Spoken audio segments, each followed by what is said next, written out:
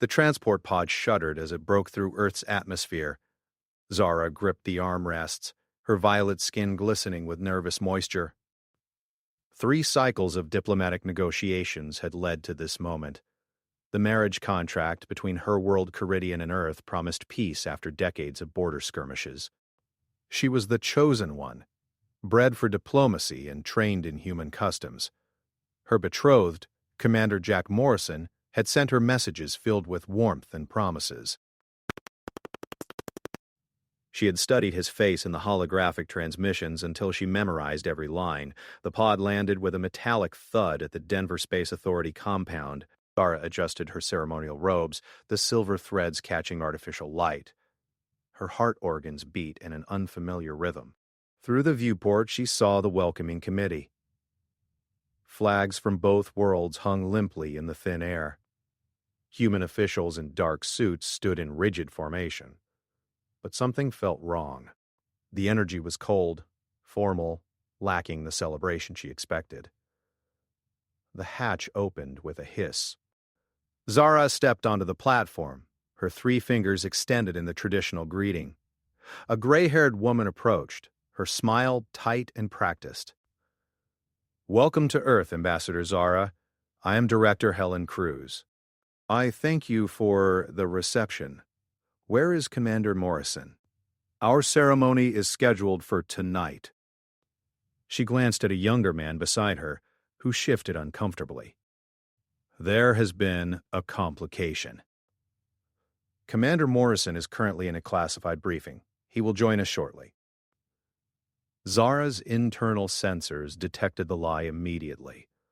Her species had evolved truth-sensing abilities over millennia. The director's pulse elevated. Her pupils dilated slightly. Her vocal cords tightened. Every biological indicator screamed deception. "Director Cruz, I must insist on honesty.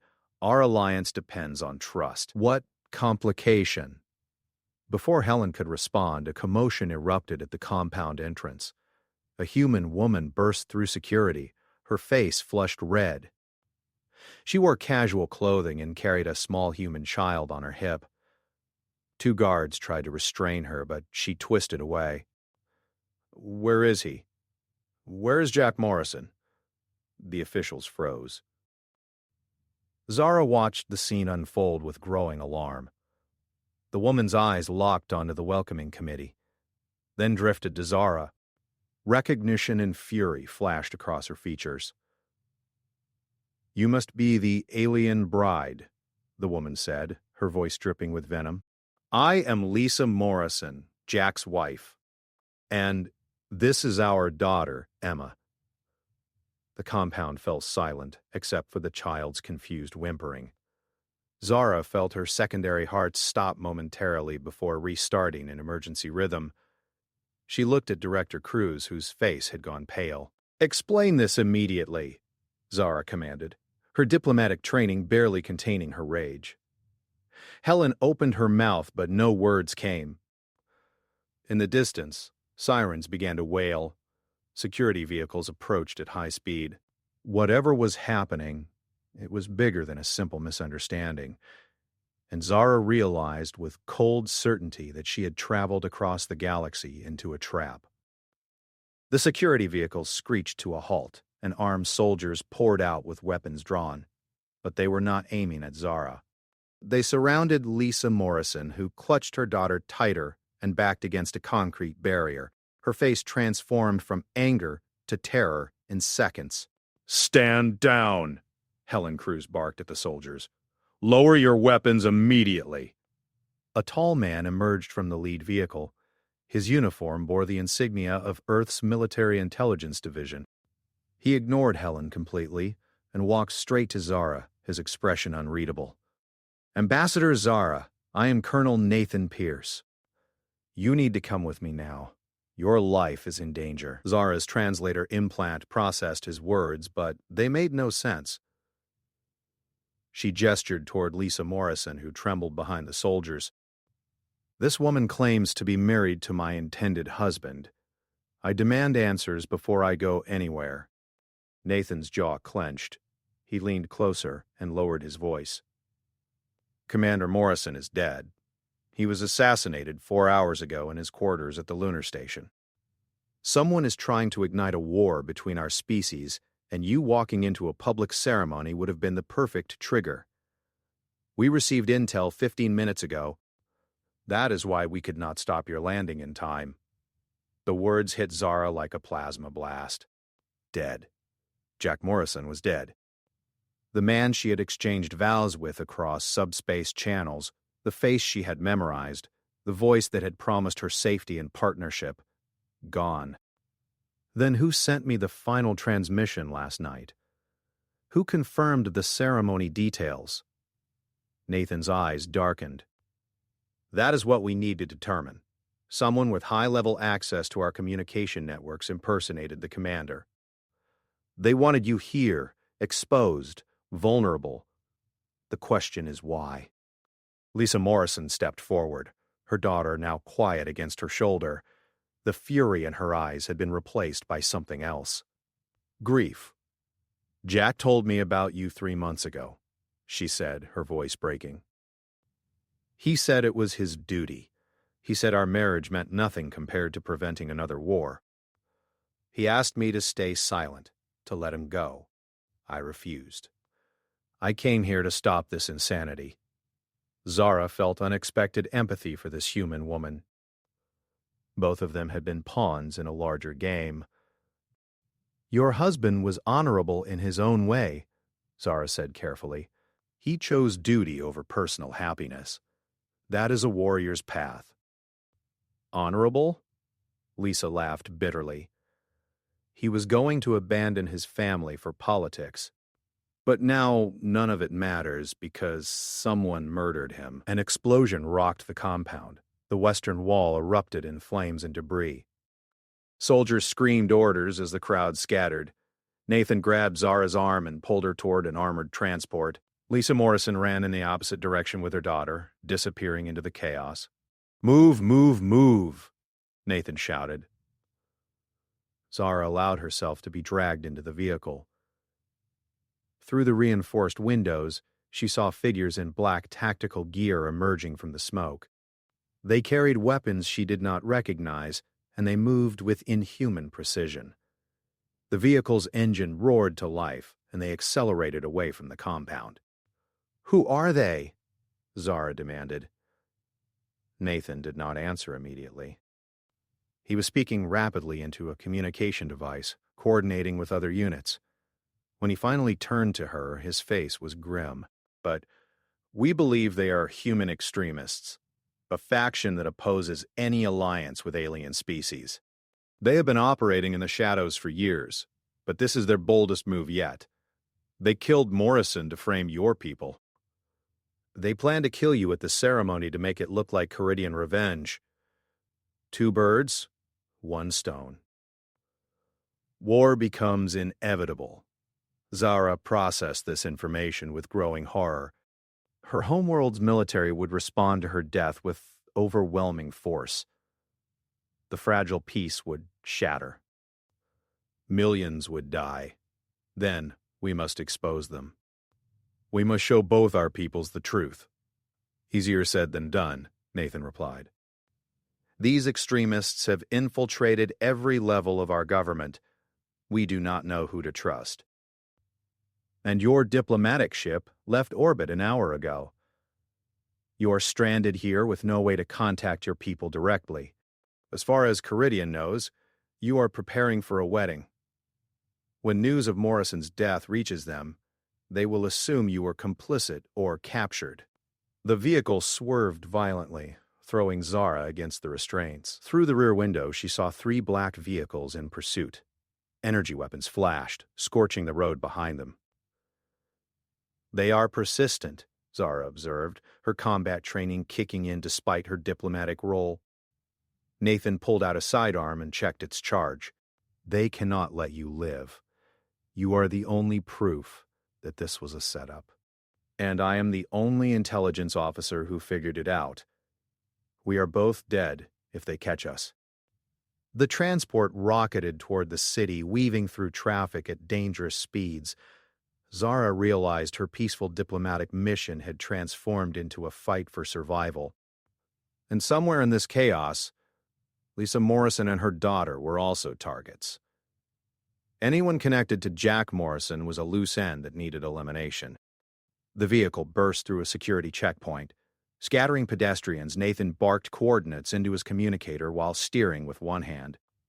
Zara studied the tactical display on the dashboard. Their pursuers were gaining ground, and more red markers appeared on the map ahead. They were being boxed in. "We need to abandon this vehicle," Zara said. "They are herding us into a kill zone." Nathan glanced at her with surprise. "You have military training?" "All Caridian diplomats receive combat instruction. We are often sent to dangerous worlds. I can fight. Good. Because we are about to do exactly that." Nathan yanked the wheel hard right, sending the transport careening down a narrow alley. Garbage bins exploded as they clipped them at high speed. He slammed the brakes and the vehicle skidded sideways. Before it fully stopped, he kicked open his door. Underground parking garage 50 meters ahead. "We disappear into the infrastructure. They cannot track us in the old tunnels." Zara leaped from the vehicle, her longer legs carrying her faster than Nathan expected. Weapons fire erupted behind them, superheating the air where she had been standing. She did not look back. The garage entrance loomed ahead, a dark mouth leading into the city's bowels. They plunged into darkness. Emergency lights flickered weakly along crumbling concrete walls. The smell of decay and stagnant water filled Zara's breathing passages. Nathan activated a small flashlight and moved with practiced efficiency through the maze of abandoned vehicles and support pillars. "These tunnels connect to the old metro system," he explained between breaths. "Shut down 20 years ago after the earthquake. Perfect place to hide." "Or perfect place for an ambush," Zara countered. She was right. As they rounded a corner, 3 figures in tactical gear blocked their path. Their weapons were raised, night vision goggles glowing green in the darkness. Nathan fired first, his shots illuminating the tunnel in strobe-like flashes. One attacker fell. The other 2 scattered and returned fire. Zara dropped low and rolled behind a concrete pillar. Her species had natural advantages in low-light conditions. She could see the heat signatures of the attackers even in total darkness. She grabbed a chunk of broken concrete and hurled it with enhanced strength. It struck one attacker in the helmet, staggering him. Nathan capitalized on the distraction and put 2 rounds center mass. The third attacker retreated into the shadows, speaking urgently into a radio. Backup was coming. "We need to keep moving," Nathan said. They ran deeper into the tunnel system. Water dripped from cracks in the ceiling. Rats scattered at their approach. Zara's mind raced through possibilities. They could not hide forever. Eventually, the extremists would flush them out or simply collapse the tunnels. They needed allies, resources, and most importantly, a way to contact Caridian Command before war erupted. "The woman, Lisa Morrison," Zara said as they ran. "Where would she go? Probably trying to reach her parents in the suburbs." "Why?" "Because she is the widow of a decorated commander. She has access to military networks, family connections, possibly evidence about what happened to her husband. We need her." Nathan considered this while vaulting over a collapsed section of tunnel. "You are right. And if the extremists are hunting everyone connected to Morrison, she is running out of time. But finding her in a city of millions while we are also being hunted? You said Morrison was stationed at the lunar facility. He must have had personal files, logs, communications. If we can access his last transmissions, we might find proof of who killed him and who impersonated him to contact me." Nathan stopped abruptly. His face lit up with realization. His personal AI assistant. Every high-ranking officer has one. It backs up their communications automatically to a secure cloud server. If we can access it, We get everything. Then that is our objective. Where do we access this server? Nathan grimaced. That is the problem. It requires biometric authentication from a family member or the officer himself. Jack is dead. That leaves only Lisa or his daughter Emma. The pieces clicked together in Zara's mind. Lisa Morrison was not just a grieving widow or an angry wife. She was the key to exposing the conspiracy. And the extremists knew it. That was why they wanted her dead just as badly as they wanted Zara eliminated. They emerged from the tunnels into an abandoned subway station. Faded advertisements lined the walls, ghosts of a busier era. Nathan checked his communicator and swore under his breath. Signal is jammed. They have the whole sector locked down. We are completely cut off. Zara examined the station.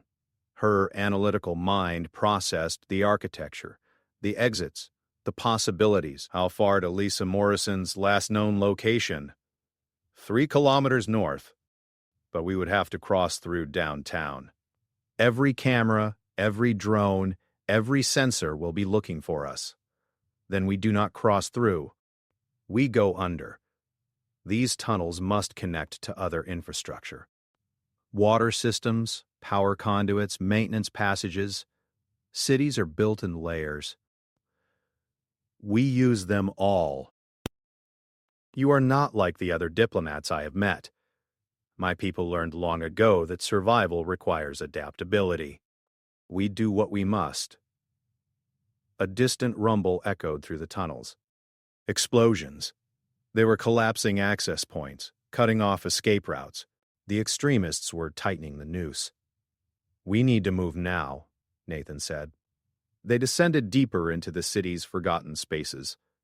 As they navigated through darkness and danger, Zara felt a strange clarity.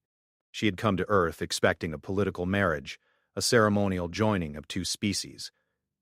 Instead, she found herself in a war that had not yet been declared. But wars could be prevented. Lies could be exposed, and she was determined to do both, even if it cost her life. The real question was whether they could reach Lisa Morrison before the extremists did. Because without her, the truth would die in these dark tunnels. Lisa Morrison pressed her daughter's face against her shoulder, shielding Emma's eyes from the horror unfolding on the streets. The explosion at the compound had been followed by systematic chaos. Black vehicles prowled the roads. Armed figures appeared on rooftops. Civilians scattered in panic, unsure whether this was a terrorist attack or military coup. She ducked into a pharmacy hard-hammering. The clerk looked at her with wide eyes but said nothing. Lisa carried Emma to the back of the store and pulled out her phone. No signal. Every network was down. She was cut off, alone, and being hunted by people who had murdered her husband. Late-night calls, encrypted messages, sudden deployments. She had learned not to ask questions. But 3 months ago, he sat her down and told her everything. The alliance with Caridian, the arranged marriage to an alien ambassador, his duty to prevent war. She had thrown dishes at him, screamed until her voice went raw, and ultimately told him she would expose everything. He begged her not to, told her lives depended on the marriage, millions of lives. She refused to listen. Now he was dead, and she regretted every angry word. "Mommy, I am scared," Emma whispered. "I know, baby. We are going to be okay. We just need to get to Grandma and Grandpa's house." But even as she said it, Lisa knew that was impossible. The extremists would have her parents' address. They would be watching every place she might run. She needed somewhere unexpected, somewhere off the grid. Her phone buzzed. Impossible. Networks were jammed. She looked at the screen. A single text from an unknown number. Lisa Morrison, you are in danger. Do not go to your parents. Underground parking garage at 5th and Madison. 1 hour. Come alone. Bring Emma. Nathan Pierce, Military Intelligence. It could be a trap, It probably was a trap. But staying here meant certain death. She had to take the chance. She left through the pharmacy's rear exit, moving through alleys and side streets. Emma grew heavier with each block, but Lisa refused to slow down. She reached the parking garage with 10 minutes to spare. The structure looked abandoned, entrance chained shut. She found a gap in the fence and squeezed through, Emma clinging to her neck. Inside, darkness pressed from all sides. Her shoes echoed on concrete. She wanted to call out, but feared drawing attention. Then a light appeared in the distance, a small beam cutting through the gloom. "Mrs. Morrison," the voice came from her left. She spun to see a tall man in a military uniform stepping from the shadows. Behind him, an alien figure emerged. Purple skin, elongated limbs, large eyes that glowed faintly in the dark. Lisa's breath caught. This was her, the alien bride, the woman Jack had chosen over his family. "Stay away from us," Lisa said, voice shaking. The alien raised 3 fingers in a peaceful gesture. "I am Ambassador Zara. I did not know your husband was married. I was deceived, just as you were. We are not enemies." Nathan stepped forward slowly. "Mrs. Morrison, your husband was assassinated by extremists trying to start a war. They planned to kill you and your daughter to eliminate witnesses. We need your help to stop them." "My help? What can I possibly do?" "Jack's personal AI assistant. It contains records of his last communications, evidence of who killed him. We need you to access it. Only family members can unlock the system." Lisa looked at Emma, then back at Nathan and Zara. Everything had been taken from her in one day. Her husband, her security, her future. Now they wanted her to become part of whatever insanity had consumed Jack's world. "If I help you, will you stop these people? Will you make sure Emma is safe?" Zara spoke, her voice surprisingly gentle. "I will protect your daughter with my life. I swear this on the honor of my world." Something in the alien's eyes convinced Lisa. Perhaps it was desperation, or perhaps it was recognizing a fellow victim in all this chaos. "Okay, what do I need to do?" Nathan pulled out a small device. "This is a secure terminal. I can route it through underground networks they have not shut down yet. But we need your biometric signature and voice authorization." Lisa placed her thumb on the scanner. The device beeped, and a holographic interface materialized. Jack's face appeared, frozen in a recorded message. Seeing him alive, even as a projection, made her chest tighten. "Access granted. Welcome, Lisa Morrison. Commander Jack Morrison has left you priority files marked urgent. Would you like to view them now?" "Yes," Lisa whispered. The hologram shifted. Jack's face appeared again, but this time he was speaking. His expression was grave, his voice strained. "Lisa, if you are seeing this, then I am already dead. I have discovered something that puts everyone at risk. The alliance with Caridian is not what it seems. There are people in Earth's government working with a rogue Caridian faction. They orchestrated this marriage to gain access to both our defensive networks. The wedding was supposed to be the moment they launched a coordinated strike. I tried to stop it, but they are everywhere. I do not know who to trust anymore." Lisa felt tears streaming down her face. Jack had known. He had tried to protect them all. The message continued. "I have encrypted evidence and uploaded it to multiple secure locations. Find Colonel Nathan Pierce. He is the only one I trust. Together, you can stop this. Tell Emma I love her. Tell her Daddy tried to do the right thing." The hologram faded. Lisa looked at Nathan and Zara with new understanding. This was bigger than a murdered husband or a canceled wedding. This was a conspiracy spanning 2 worlds, threatening billions of lives. "What do we do now?" she asked. Zara's eyes hardened with determination. "We expose them all. We broadcast the evidence to every news network, every government, every person who will listen. We make it impossible for them to hide." Nathan checked his weapon.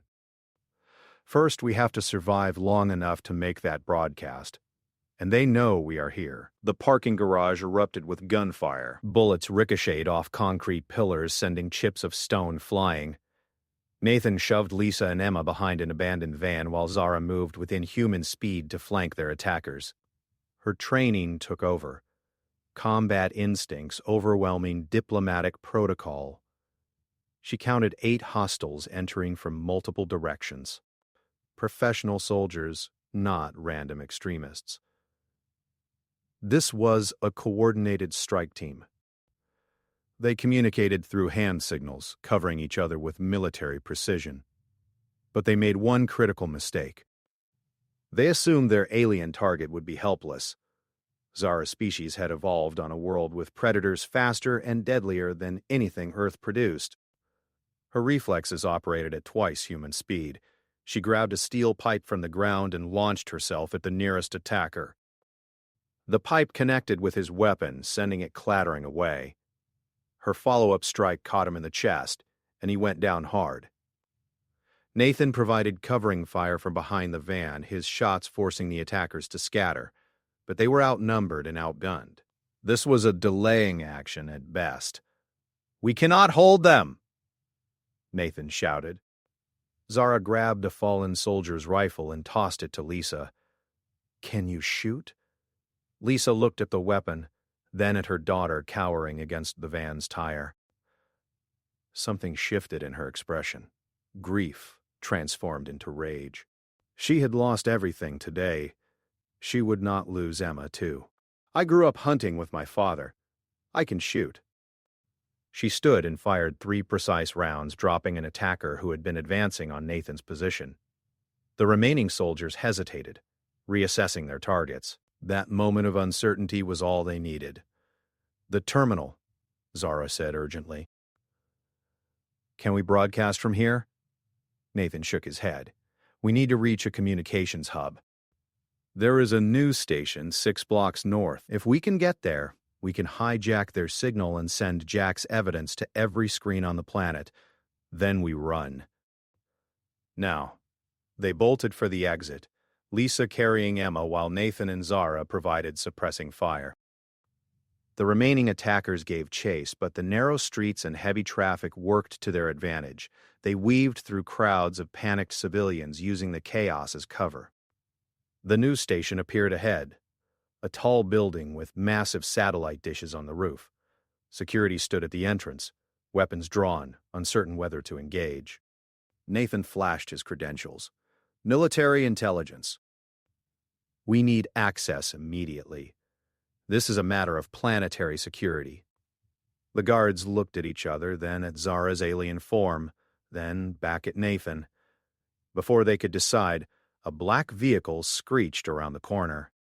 More soldiers poured out, these ones wearing no insignia or identification. "Let us in or we all die here," Nathan said flatly. The guards made their choice. They opened the doors and ushered them inside, then sealed the entrance behind them. The lobby filled with the sound of gunfire as the attackers tried to breach the building. "Upper floors," Nathan commanded. "Broadcasting center." They raced up the stairs, Emma sobbing quietly in her mother's arms. Staff members scattered in confusion, unsure what was happening. Nathan kicked open the door to the main control room. Dozens of screens showed news feeds from around the world. A young technician spun in her chair, eyes wide. "Who are you people?" "Someone trying to save your world," Zara said. She pulled out the data crystal containing Jack Morrison's evidence. "I need you to broadcast this. Send it everywhere. Every channel, every network, every device capable of receiving a signal." The technician looked to her supervisor, an older man with silver hair. "Sir?" He studied Zara, then Nathan, Then the crystal, whatever he saw on their faces convinced him. Do it. Route it through our emergency broadcast system. If this is important enough that people are dying in our lobby, the world deserves to see it. The technician inserted the crystal. Screens filled with Jack Morrison's face, his final message playing for anyone watching. Then came the evidence. Encrypted communications between Earth officials and rogue Caridian military commanders. Financial records showing massive weapons purchases, plans for simultaneous strikes against both homeworlds, designed to look like mutual aggression. Everything laid bare. Lisa watched her dead husband expose the conspiracy that killed him. Tears streamed freely now, but she smiled through them. Jack had done it. He had protected them all, even in death. The building shook. Explosions rocked the lower floors. The attackers were trying to silence the broadcast, but they were too late. The data was already spreading across the planet and beyond. Within minutes, it would reach Caridian space. It possessed very little. The conspiracy was exposed. Nathan's communicator crackled to life. A familiar voice came through, Director Helen Cruz. Colonel Pierce, this is Cruz. Stand down. Repeat, stand down. Loyalist forces are moving in. The president has declared martial law and ordered the arrest of all conspirators. You did it. You stopped them. Nathan sagged against the wall, exhausted. Zara moved to the window and looked out at the city. Emergency vehicles were arriving, legitimate military forces securing the area. In the distance, she could see smoke rising from multiple locations. The conspiracy had not gone quietly, but it had been defeated. Lisa approached her, Emma still clinging tightly. Thank you, Lisa said quietly, for protecting us, for fighting beside us. Zara inclined her head in respect. Your husband was a brave man. He chose the harder path, the one that cost him everything. That is worthy of honor. What happens now? To the alliance? To peace between our worlds? Zara considered this carefully. The marriage contract is void. Your husband is dead, and I will not be a replacement bride. But perhaps that is for the best. Real peace cannot be built on political arrangements and forced unions. It must be built on truth, on shared sacrifice, on people like you and Nathan and Jack who stand together when darkness comes. Today, a human woman and an alien diplomat fought side by side to save both our worlds. That is a better foundation than any wedding could provide. 3 days later, Zara stood before the Caridian High Council via holographic transmission. She delivered her report with characteristic precision. The marriage alliance was officially dissolved, but a new agreement was reached. One based on mutual defense against extremism, on cultural exchange programs, on genuine partnership rather than political theater. Lisa Morrison received full military honors for her husband at his funeral. She also received something unexpected, an offer to serve as liaison between Earth and Caridian diplomatic corps. Someone who understood both worlds, who had seen the worst of both species and still believed in cooperation. She accepted. Zara returned to Caridian, but not as a failed diplomat. She came back as a hero who had prevented war and exposed corruption on 2 worlds. And when she looked at the stars at night, she sometimes thought of Lisa Morrison and wondered if the human widow was looking back at those same stars, thinking similar thoughts.